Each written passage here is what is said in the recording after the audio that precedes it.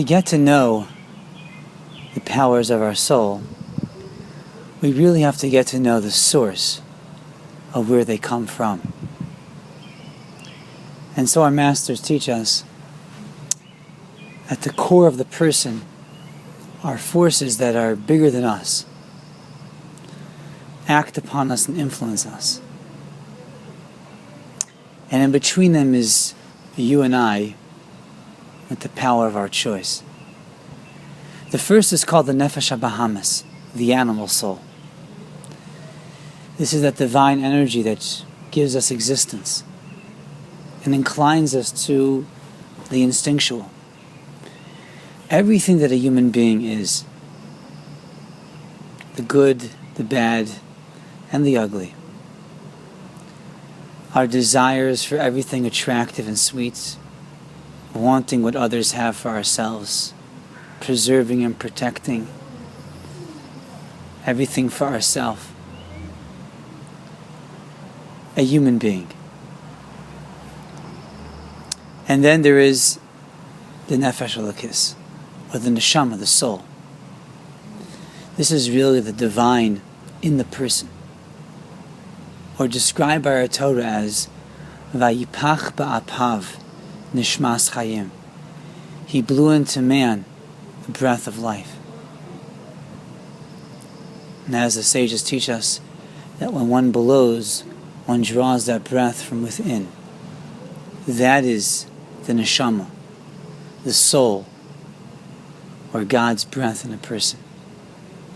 This is our ability to know God, to transcend our human existence, to have a connection with God, and ultimately to be concerned for something greater than ourself, our true self. And in between these two forces is the human being. When he allows that Nefesh HaBahamis, the animal soul, in its different ways to control him, he becomes that instinctual being. And the more that he chooses to be that godly person and to give influence to the godly soul, he becomes a godly person. In this meditation, we begin with a verse, the pasuk of Ata Nefachta Bi. You breathed or blew it into me.